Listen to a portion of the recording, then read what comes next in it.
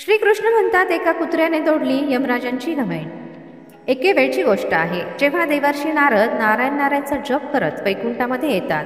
त्यावेळी भगवान श्रीहरी विष्णू आणि लक्ष्मी माता शेषशय्येवर आराम करत असतात.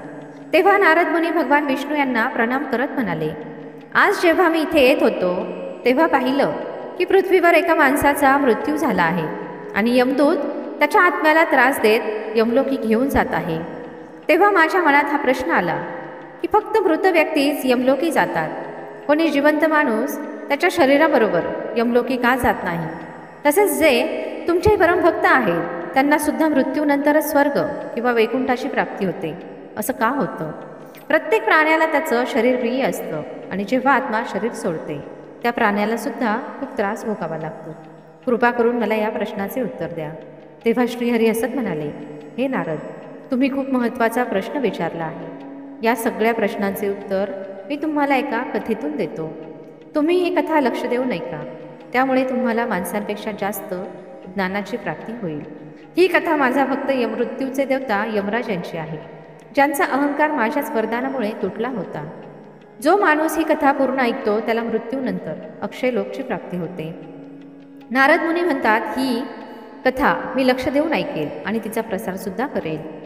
भगवान श्री विष्णू म्हणतात, हे नारद, अध्य देशामध्ये खूप शोभायमान नगरी होती. त्या नगरीमध्ये एक श्रीमंत शेठ राहत असे. त्याच्याजवळ एक कुत्रा असतो. ती व्यक्ती खूप लालची आणि कपटी स्वभावाची असते, पण तो भगवान विष्णू यांचा परमभक्त असतो.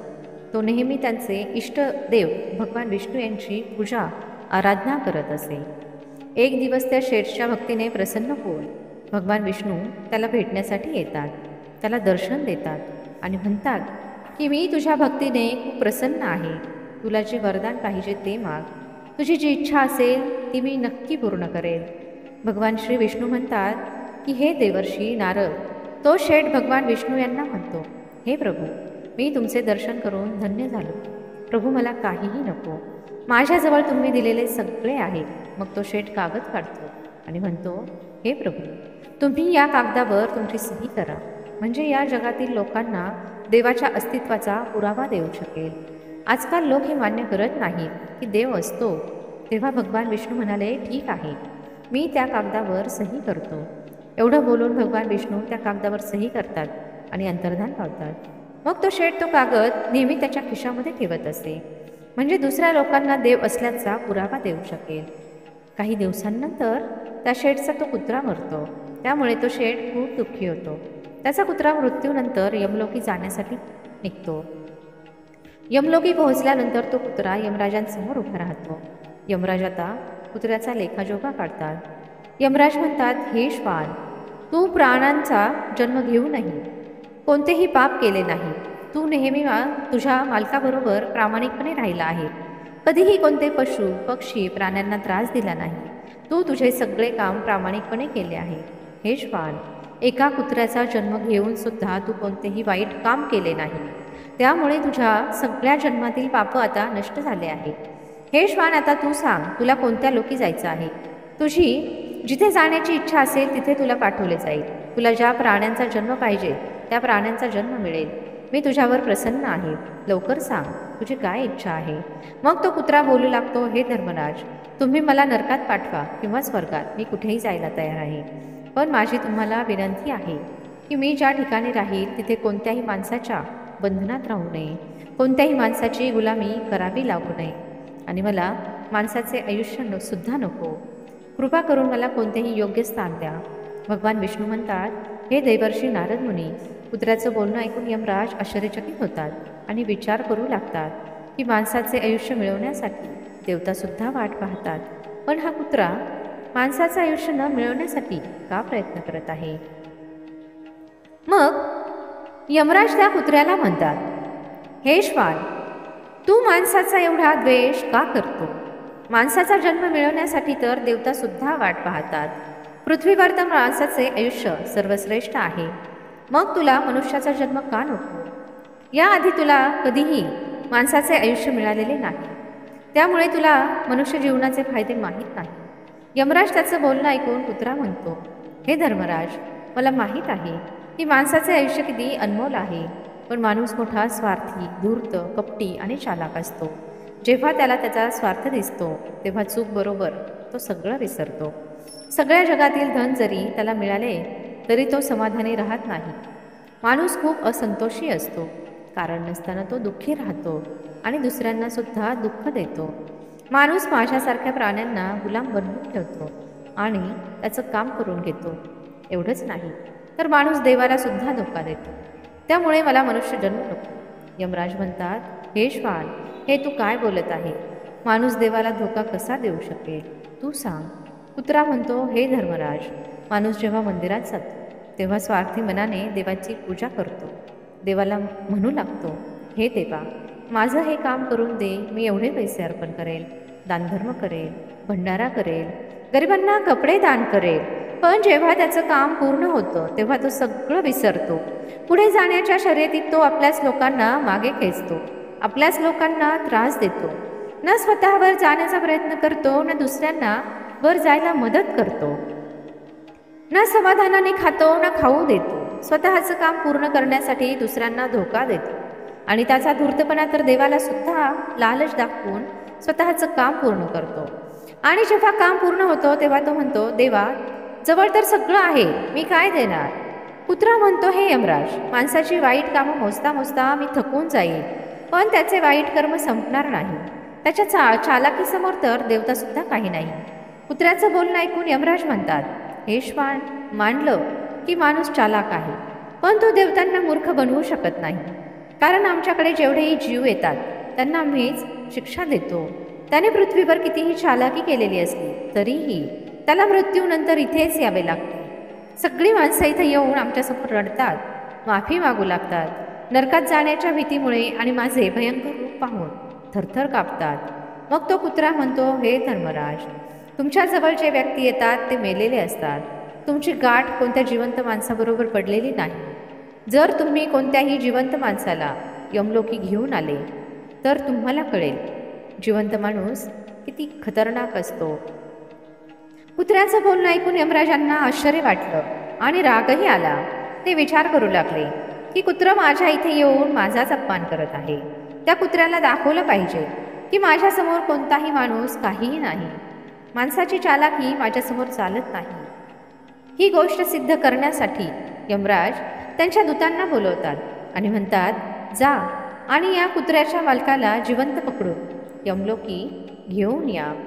मला सुद्धा पाहू द्या जिवंत माणूस माझ्यासमोर काय चालाकी करतो.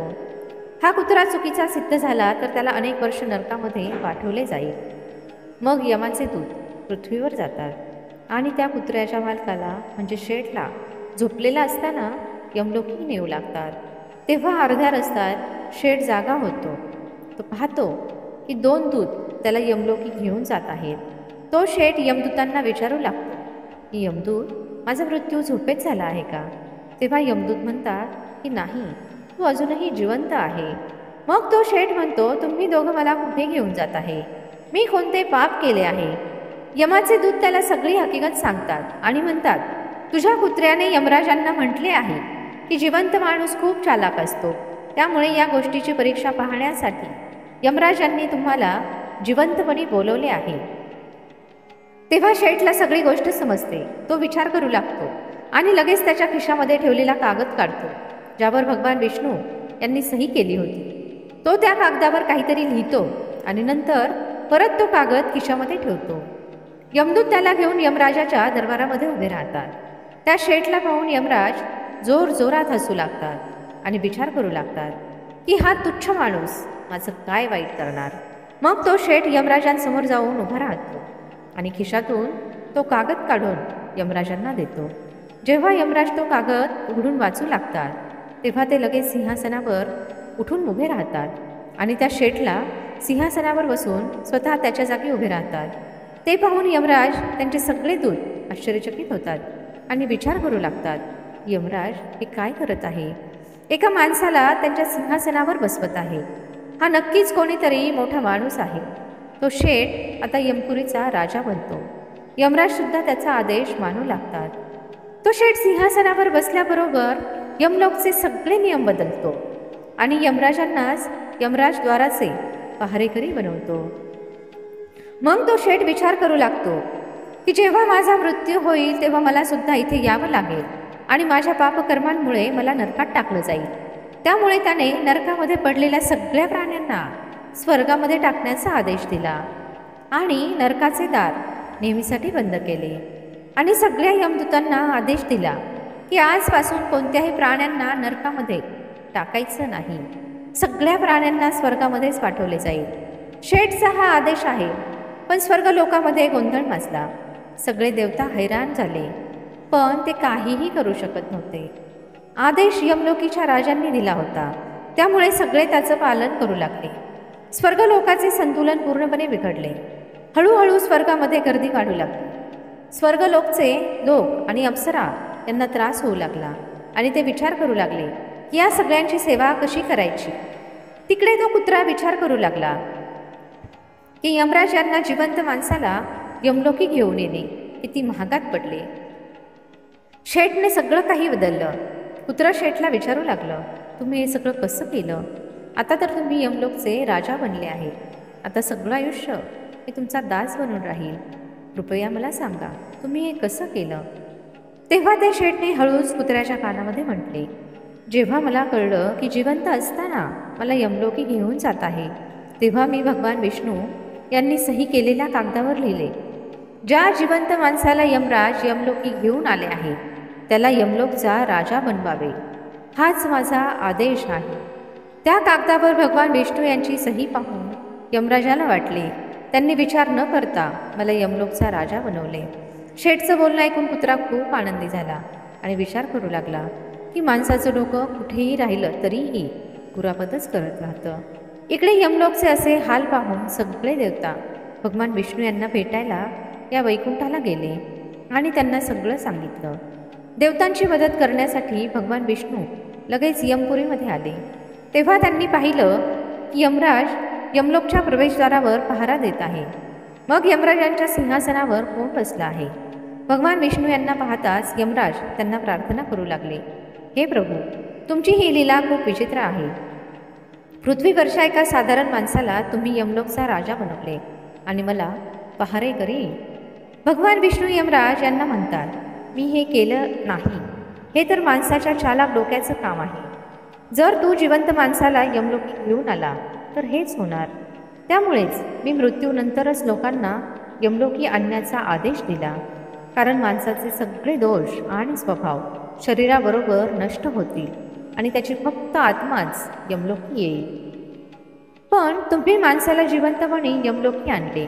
यमराजांना एवढे बोलून भगवान विष्णू पुढे म्हणाले.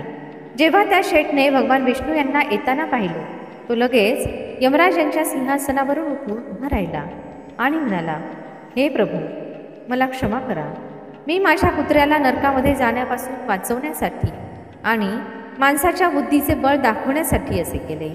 तुम्ही दिलेल्या वरदानाचा मला दुरुपयोग करायचा नव्हता. हे प्रभू, मी तुमचे दर्शन करून धन्य झालो. आता मला कोणत्याही गोष्टीची इच्छा नाही. मग भगवान विष्णू हसले आणि त्या शेठला क्षमा केली. मग तो शेठ पृथ्वीवर परत आला. यमराजाला परत यमलोकच्या गादीवर बसवले आणि ते सुद्धा वैकुंठाला परत गेले. तेव्हा तो कुत्रा यमराजांना म्हणाला, हे धर्मराज, पाहिलं का तुम्ही जिवंत माणसाची चालाकी. एक जिवंत माणूस काय काय करू शकतो. त्यामुळे मला माणूस बनायचं नाही. माणूस जेव्हा स्वार्थी बनतो तेव्हा तो आंधळा होतो. त्याला मित्र कुटुंब दिसणं बंद होतं. तसंच त्याला धर्माचा विसर पडतो आणि तो वाईट कामं करू लागतो. जोपर्यंत तो शास्त्रानुसार कर्म करतो तोपर्यंत सुखी राहतो आणि जेव्हा धर्मापासून लांब जातो तेव्हा त्रास आणि आजारपण त्याला घेरते आणि त्याचे पतन होते. मग यमराज त्या कुत्र्याला क्षमा करतात आणि त्याला स्वर्गात पाठवतात. यमराज बदललेले नियम पुन्हा नीट करतो. भगवान विष्णू म्हणतात, हे नारद मुनी, आता तुम्हाला तुमच्या सगळ्या प्रश्नांची उत्तरं मिळाली असतील. त्यामुळे माणूस चांगले कर्म करो किंवा वाईट, तो कधीही त्याच्या शरीराबरोबर यमलोकी जाऊ शकत नाही. हेच सत्य आहे. मला स्वतःला सुद्धा माझे अवतार शरीर सोडून वैकुंठाला यावे लागले. नारद मुनी म्हणतात, हे प्रभू, तुम्ही माझ्या सगळ्या शंकांचे उत्तर दिले आहे. त्यामुळे मी धन्य झालो आहे. मला आशा आहे की तुम्हाला ही कथा नक्की आवडली असेल. व्हिडिओ आवडला असेल तर व्हिडिओला एक लाईक आणि सबस्क्राईब नक्की करा आणि कमेंटमध्ये जय श्रीकृष्ण नक्की लिहा.